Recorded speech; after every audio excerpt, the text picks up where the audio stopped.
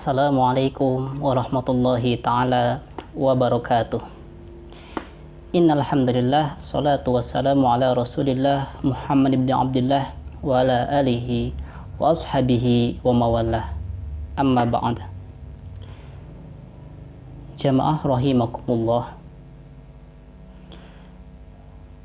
Pertama, puja-puji serta syukur marilah kita mengucapkan kepada Allah Subhanahu wa taala. Salawat serta salamnya mudah-mudahan tetap tercurahkan kepada Nabi kita baginda Muhammad sallallahu alaihi wasallam.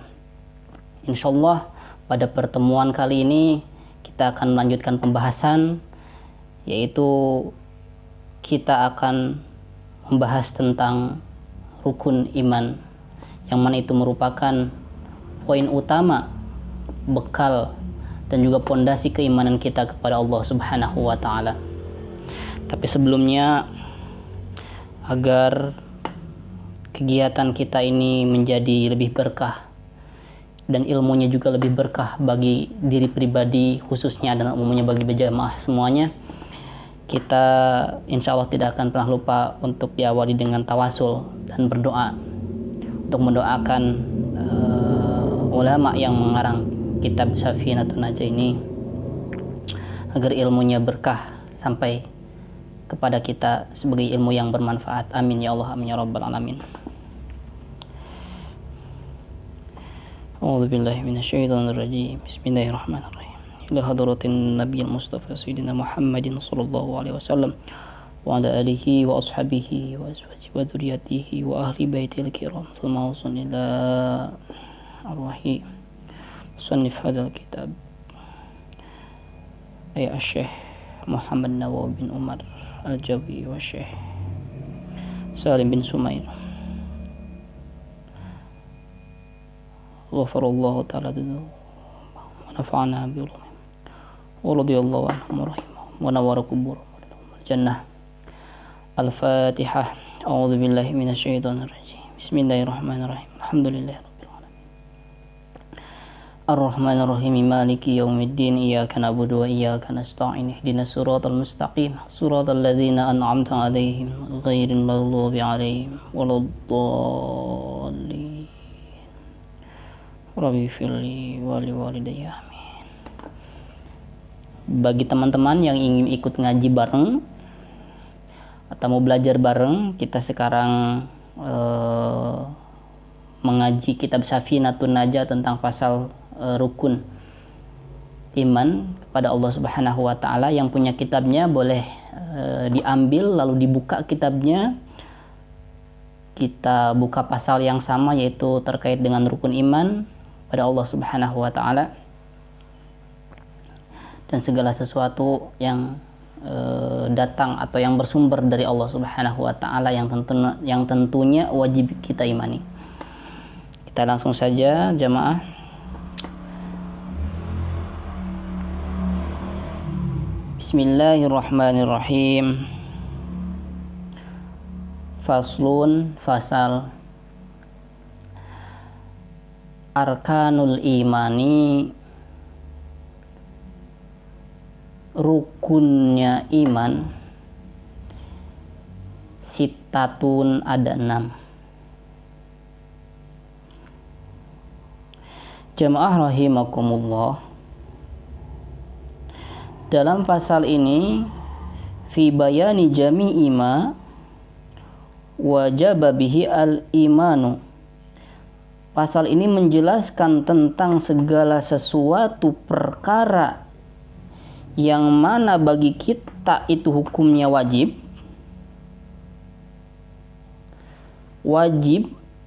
bagi kita terhadap suatu perkara tersebut, al-imanu, mengimaninya.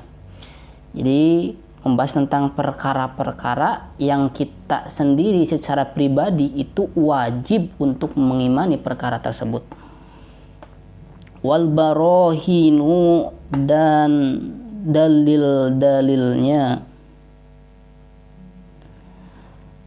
ad-dalatu ala haqiqatil iman, yang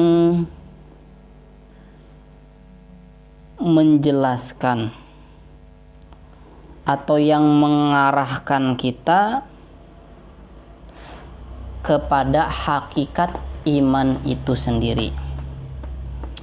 Jadi kita harus mengimani perkara-perkara yang tercakup dalam poin rukun iman tersebut, dan juga harus belajar dan menggali dalil-dalil yang menyampaikan kita kepada hakikat iman itu sendiri.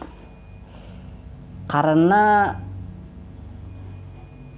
dalam diri kita itu ada beberapa anggota yang menjadi poin penting dalam diri kita. Yang pertama adalah akal, ada mata, ada telinga, ada juga hati kita.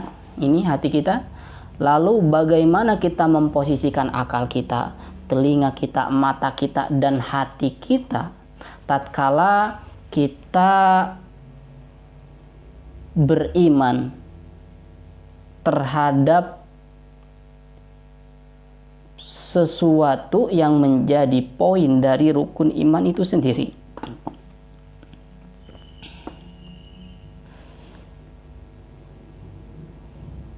Di sini disebutkan bahwasanya rukun iman itu ada 6. Jadi ada 6 poin semuanya. Yang mana ke-6 ini wajib kita secara individu mengimaninya dan mengetahui atau berusaha untuk mempelajari, mencari dalil-dalil yang menyampaikan kita terhadap keimanan tersebut.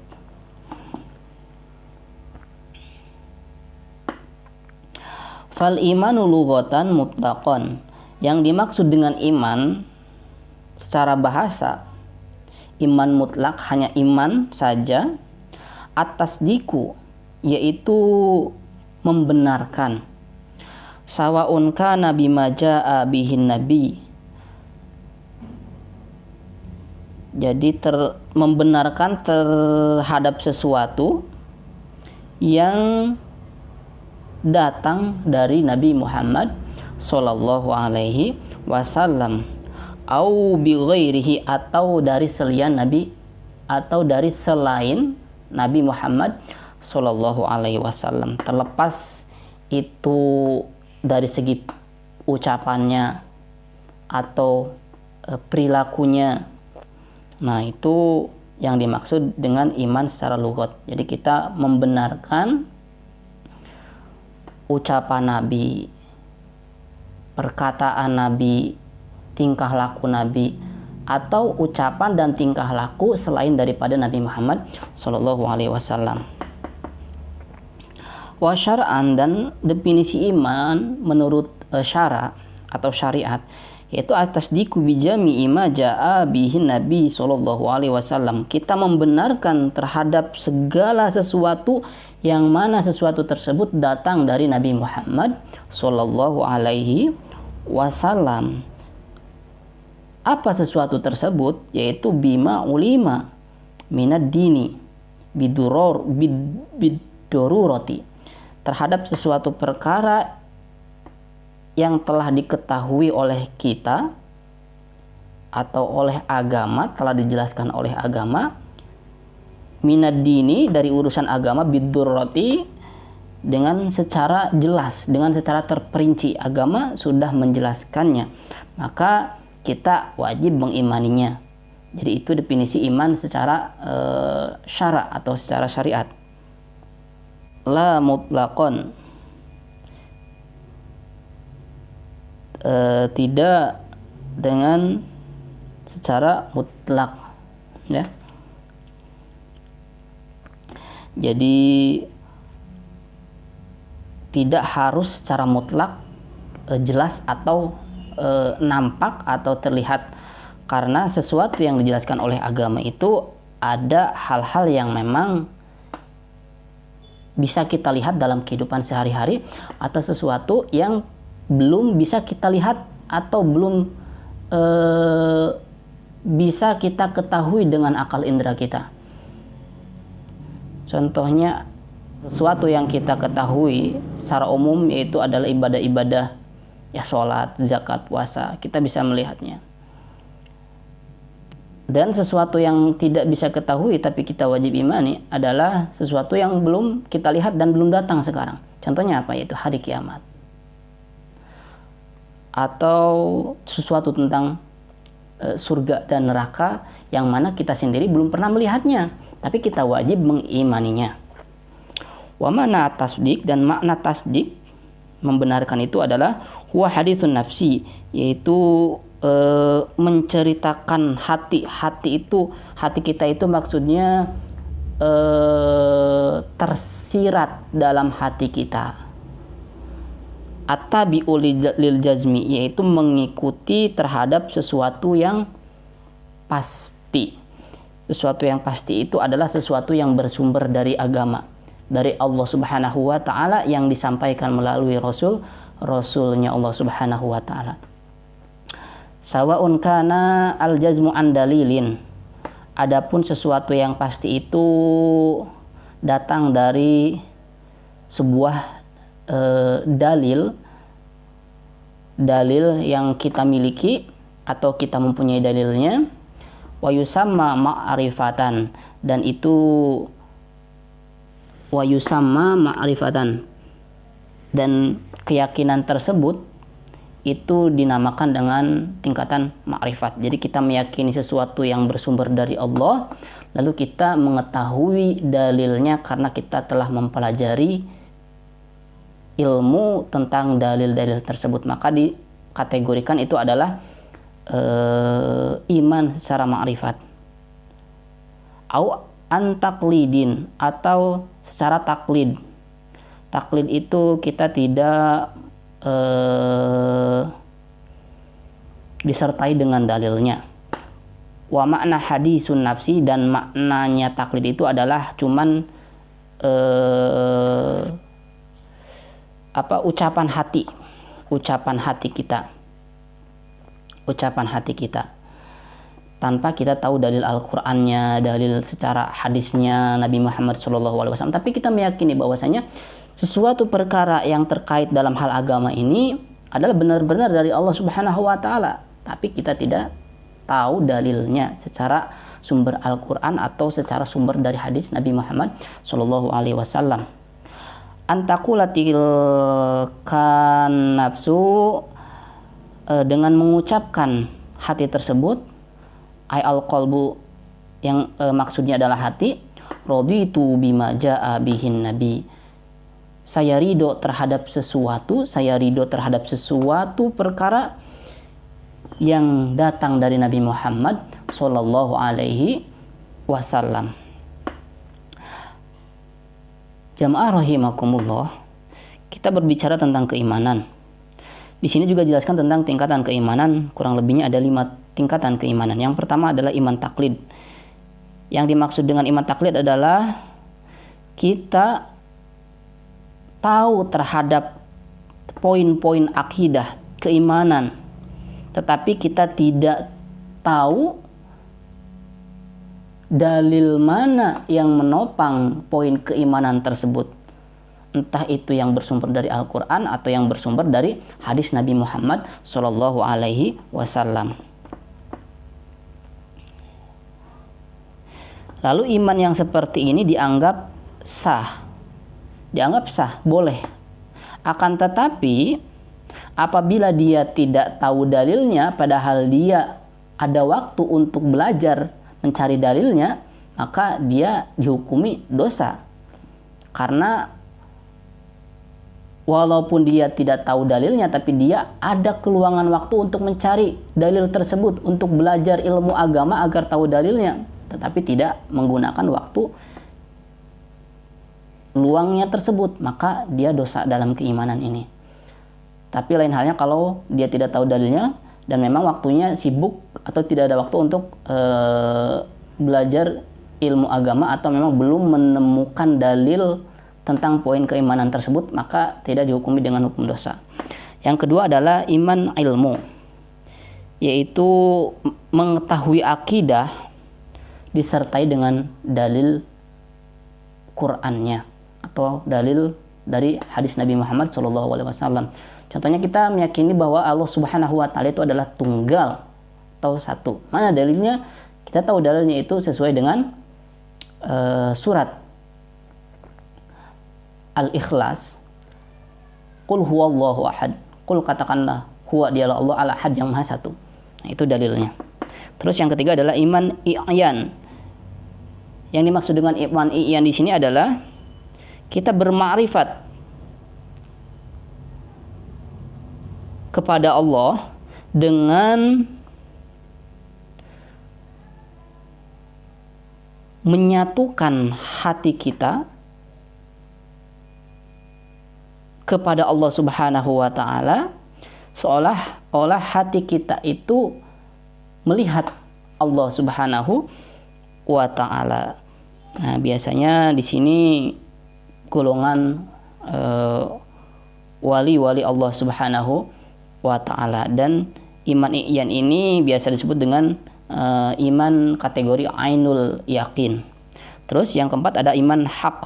Yang mana iman hak ini adalah kita melihat Allah Subhanahu wa taala dengan hati kita, lalu hati kita dengan cintanya kepada Allah dan melihat Allah Subhanahu wa taala itu tidak ada sedikit pun rasa cinta yang berlebihan atau tidak ada rasa cinta terhadap sesuatu yang sifatnya hawadis atau selain Allah Subhanahu wa taala. Jadi tidak terlalu ambisius untuk mencintai dunia karena hatinya sudah terpaku kepada Allah Subhanahu wa taala.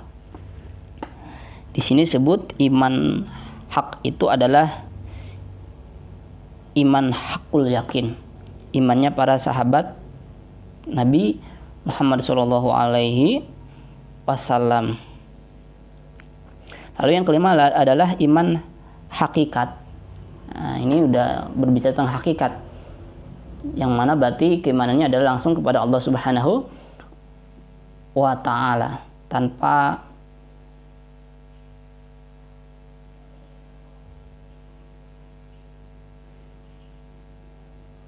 iman kepada Allah iman hakikat langsung kepada Allah Subhanahu wa taala, yaitu adalah cinta yang menggebu-gebu kepada Allah Subhanahu wa taala sehingga dia dimabuk cinta kepada Allah Subhanahu wa taala dan tidak pernah melihat sesuatu dengan pandangan cinta kecuali hanya kepada Allah Subhanahu wa ta'ala. Seperti halnya seseorang yang mana orang tersebut itu dia tenggelam ke dalam lautan, lalu dengan tenggelamnya dia ke dalam lautan maka dia tidak akan pernah melihat area pesisir pantai, yang mana area pesisir pantai itu diibaratkan seperti halnya dunia, yaitu sesuatu selain Allah Subhanahu wa taala, yang berarti yang ia lihat hanyalah di dalam lautan itu sendiri atau hanya Allah Subhanahu wa taala. Biasanya di sini adalah keimanan tingkatnya Nabi dan Rasul Allah Subhanahu wa taala. Nah, bagi kita yang hanya mungkin orang awam, maka kita setidaknya wajib untuk berada pada kategori poin keimanan yang ke-1 dan yang kedua, yaitu iman taklid dan iman ilmu. Nah, kita diwajibkan setidaknya pada 2 poin keimanan tersebut. Ya syukur-syukur kita bisa dalam kategori iman ilmu. Kalau sekiranya kita masih dalam kategori keimanan taklid, ya kita berusaha untuk belajar mencari dalil-dalil keimanan kepada Allah Subhanahu wa taala.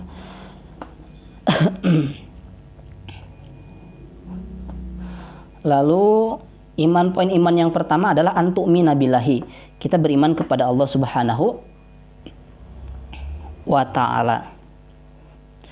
Bi anta taqida ala tafsili, dengan cara kita meyakini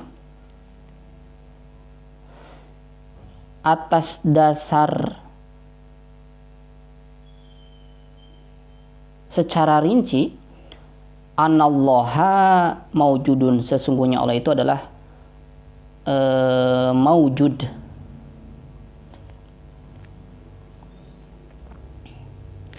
Allah itu ada. Qadimun yang qadim. Qadim itu yang paling awal dan tidak ada awalnya, tidak ada permulaannya. Yang baqi yang paling akhir dan tidak ada akhirnya, atau tidak ada tungtungnya kalau bahasa Sunda ya. Mukhalifun lil hawadis, yang berbeda dengan makhluknya.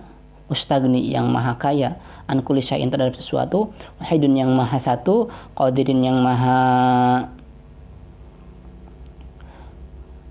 kuasa, muri wahidun qadirun yang maha kuasa, muridun yang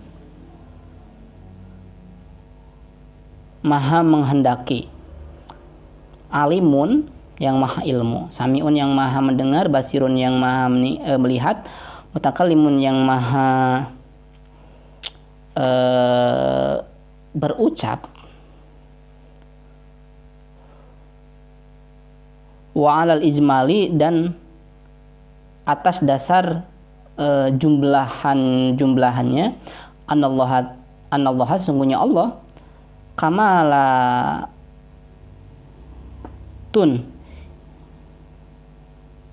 itu yang maha sempurna, la tatanahiyun,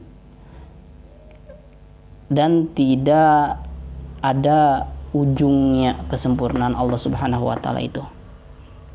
Lalu yang kedua, wa malaikatihi, dan iman kepada malaikat-malaikat Allah Subhanahu wa taala.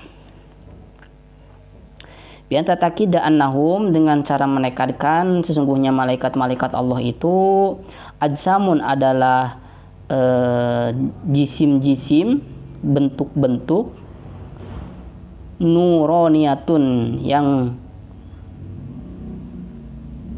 dari jenis cahaya atau dibuat dari cahaya, latifatun yang lembut, laisu malaikat itu tidak zukuron wala inasan, jadi tidak ada malaikat laki-laki dan tidak ada malaikat dari jenis perempuan, wala khunasa, dan tidak ada malaikat yang malaikat yang kalau laki-laki seperti perempuan itu banci ya, yang banci.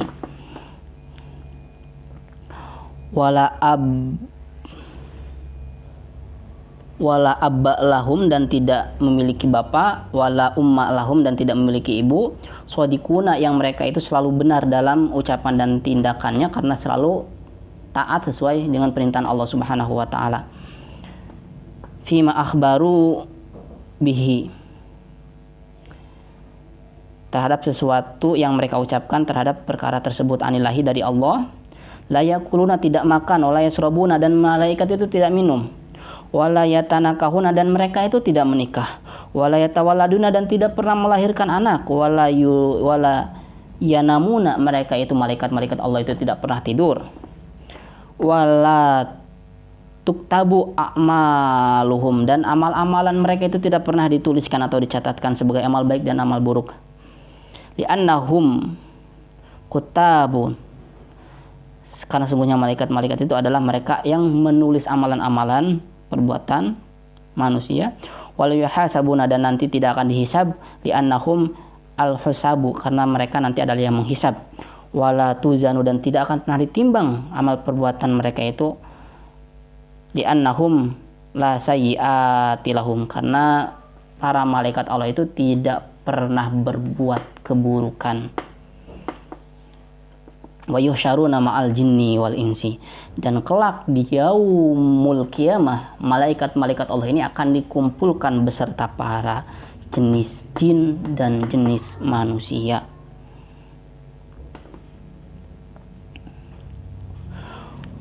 Lalu wa kutubihi, dan yang ketiga adalah beriman kepada kitab-kitab Allah Subhanahu wa taala. Makna imani bil kitabi, makna iman kepada kitab-kitab Allah adalah at-tasdiqu, membenarkan bi annaha kalamullah, karena sungguhnya kitab-kitab Allah ini adalah ucapan Allah Subhanahu wa ta'ala, perkataan Allah Subhanahu wa ta'ala.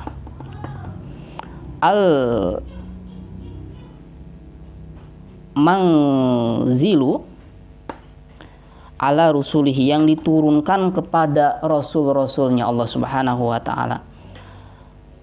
Alaihim assalatu wassalamu, semoga sholawat dan salam tetap milik Rasul Allah Subhanahu wa ta'ala. Dalam riwayat dijelaskan bahwasanya jumlah Al-Quran yang diturunkan kepada nabi-nabi Allah dan Rasulnya itu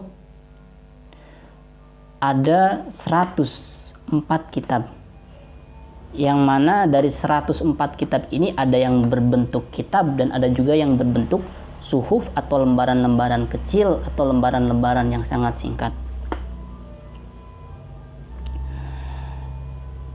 Di samping kita mengetahui jumlah kitab dari jenisnya yang Allah turunkan, kita kenal ada kitab Injil, kitab Zabur, Taurat, dan kitab Al-Quran.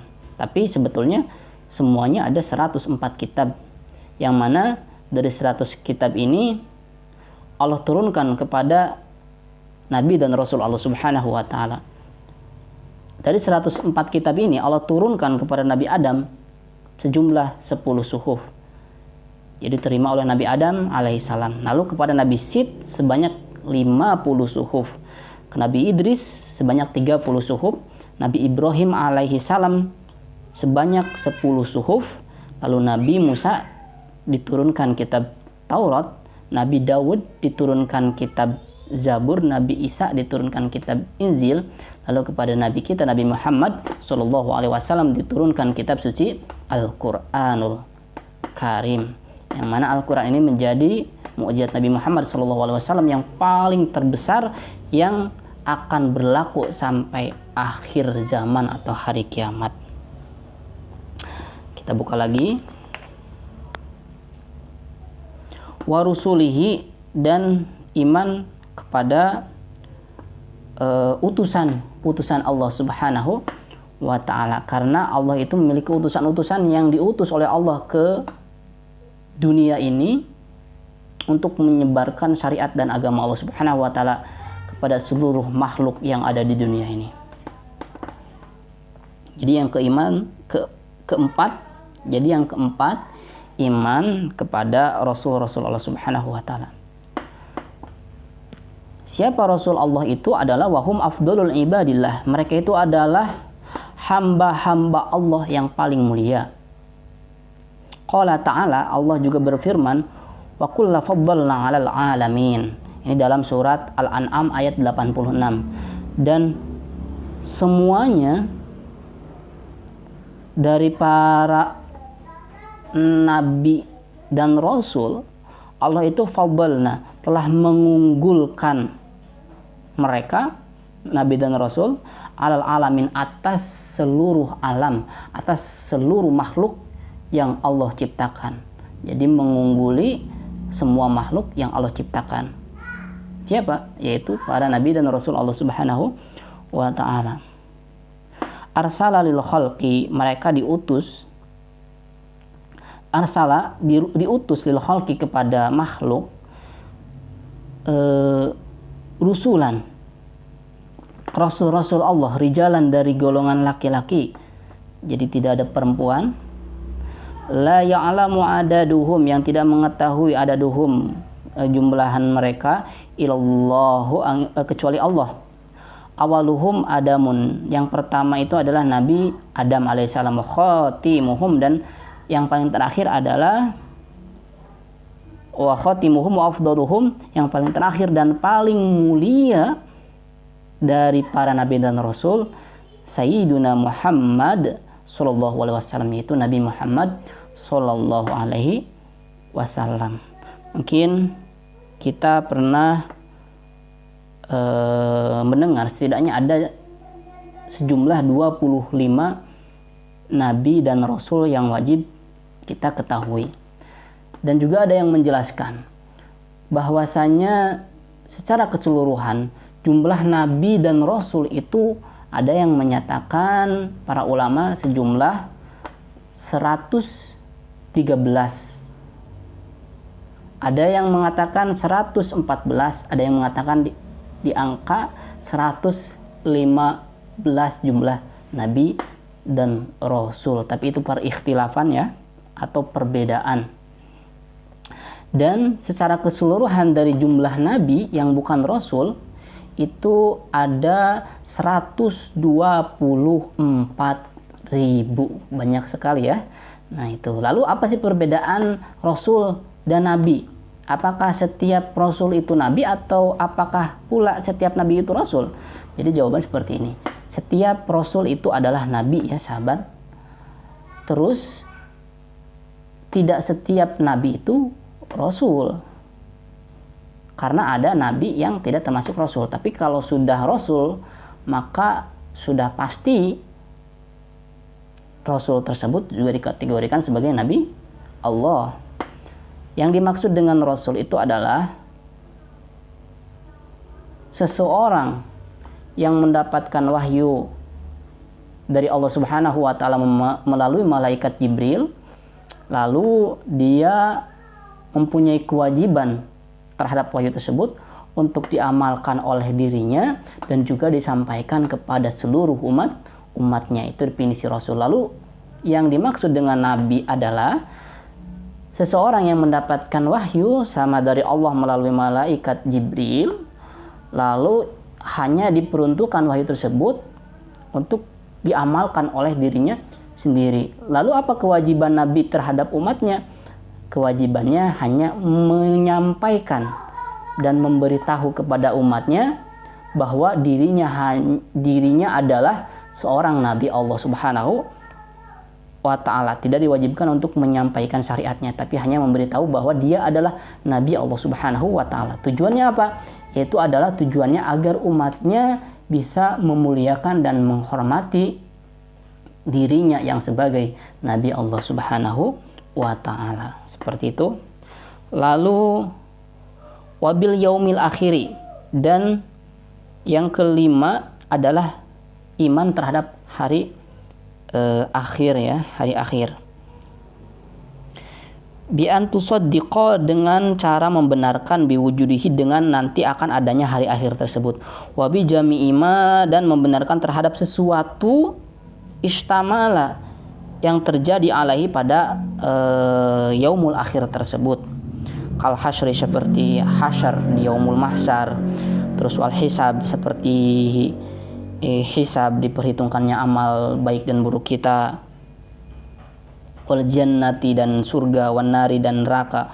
Wasumya bidzalika, dan dinamai dengan nama yaumul akhir atau hari akhir. Apa sebabnya? Yaitu li'annahu la laila ba'dahu, karena pada hari itu, setelah hari itu tidak akan ada lagi malam setelahnya. Tidak ada malam dan siang lagi setelah hari itu. Makanya disebut dengan yaumul akhir, karena hari terakhir pada hari itu. Wala naharon, dan tidak ada siang.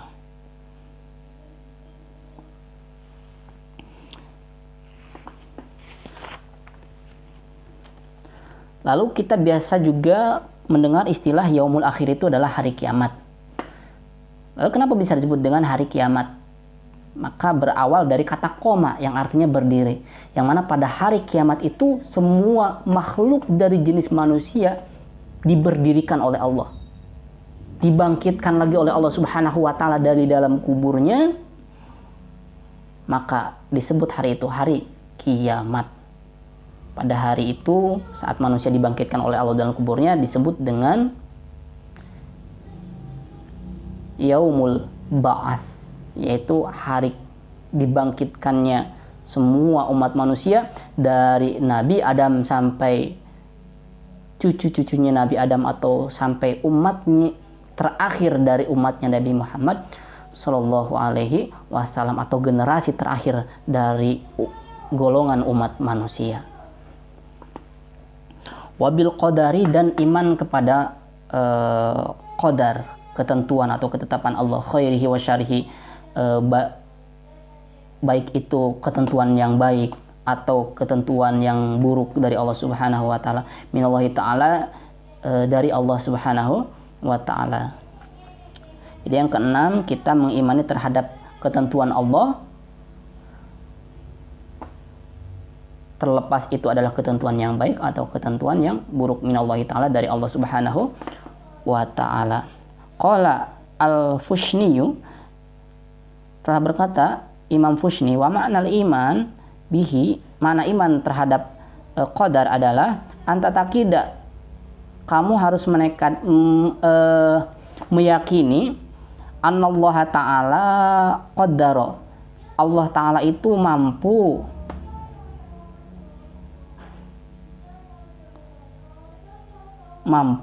dan telah menghendaki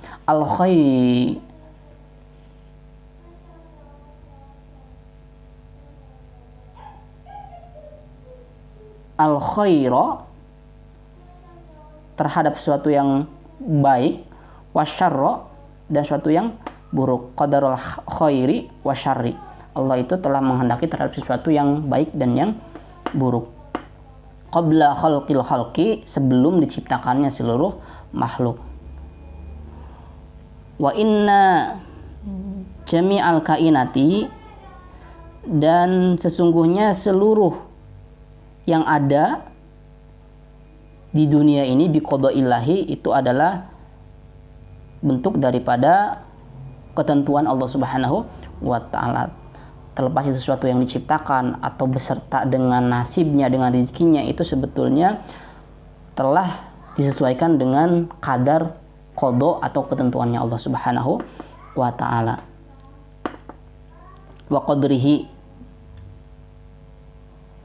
dan ketetapan Allah Subhanahu wa taala. Wa huwa, dan Allah muridu laha,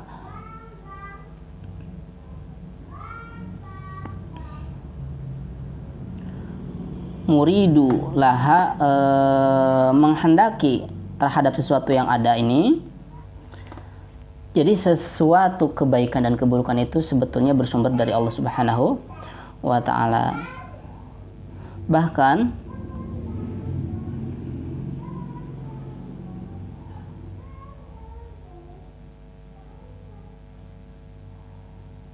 wa qala sallallahu alaihi wasallam, Nabi Muhammad sallallahu alaihi wasallam bersabda, kullu syai'in, setiap sesuatu itu biqada'in wa qadarin,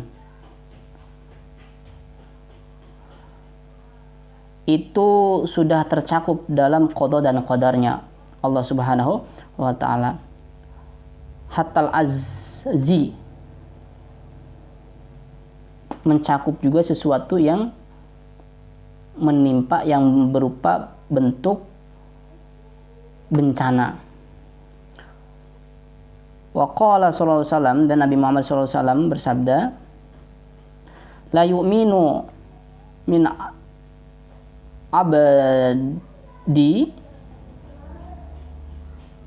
abdin, tidak beriman dari seorang hamba bila kepada Allah, hatta yu'minu bil qadari khairihi wa syarrihi, sehingga orang itu atau abdi tersebut beriman terhadap qadar, ketentuan Allah, khairihi wa syarrihi, yang baik terlepas yang buruk. Rawahu at-Tirmidzi, diriwayatkan oleh Imam at-Tirmidzi.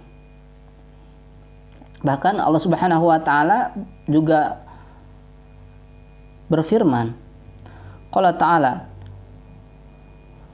ma asabaka min hasanatin faminallah, segala sesuatu atau sesuatu asobaka yang menimpamu min hasanatin, dari kebaikan, faminallah, maka itu bersumber dari Allah Subhanahu wa taala. Ai ijadan wa khalqan, Allah yang mewujudkan dan yang membuat kebaikan tersebut. Wa ma asobaka min sayiatin, dan sesuatu yang menimpamu dalam bentuk keburukan, famin nafsika, itu berasal dari dirimu sendiri. Walaupun tadi dijelaskan khairihi wa syarihi minallah, buruk baik itu dari Allah Subhanahu wa taala, tapi di sini dijelaskan tafsirnya itu adalah sesuatu yang buruk itu berasal dari diri kita sendiri.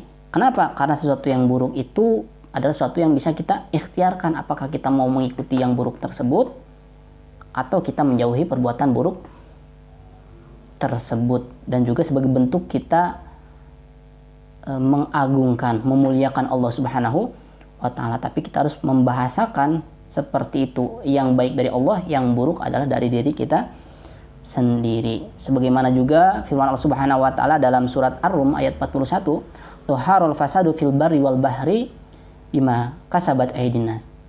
Telah nampak kerusakan di laut, di darat dan di lautan, itu sebab dari perbuatan ulah tangan manusia. Sebetulnya semua baik dan buruk itu dari Allah Subhanahu wa ta'ala, tapi kita harus menafsirkan bahwasanya kebaikan itu bersumber dari Allah Subhanahu wa ta'ala dan keburukan bersumber dari diri kita sendiri. Apakah kita mau berjalan di atas keburukan atau mau berpindah dari jalan keburukan menuju jalan baik yang diridhoi oleh Allah Subhanahu wa ta'ala. Nah, itu 6 poin dari rukun iman kepada Allah Subhanahu wa ta'ala dan sesuatu yang bersumber dari Allah Subhanahu wa ta'ala. Iman terhadap 6 poin ini adalah hukumnya wajib. Apabila kita tidak mengimani salah satunya, apalagi tidak mengimani semuanya, maka hukumnya kufur secara agama. Kita keluar dari agama kita, yaitu agama Islam. Karena apa? Karena poin yang 6 ini adalah mencakup terhadap poin atau pokok daripada keimanan kita kepada Allah Subhanahu wa ta'ala. Berbeda halnya jika kita tidak mengimani atau lemah dalam mengimani poin-poin yang termasuk terhadap cabang-cabang keimanan kepada Allah Subhanahu wa ta'ala. Mungkin untuk cabang keimanan bisa dijelaskan atau kita cari referensi lainnya. Terlebih yang 6 ini adalah poin keimanan, maka hukumnya wajib bagi kita setiap individu untuk mengimaninya.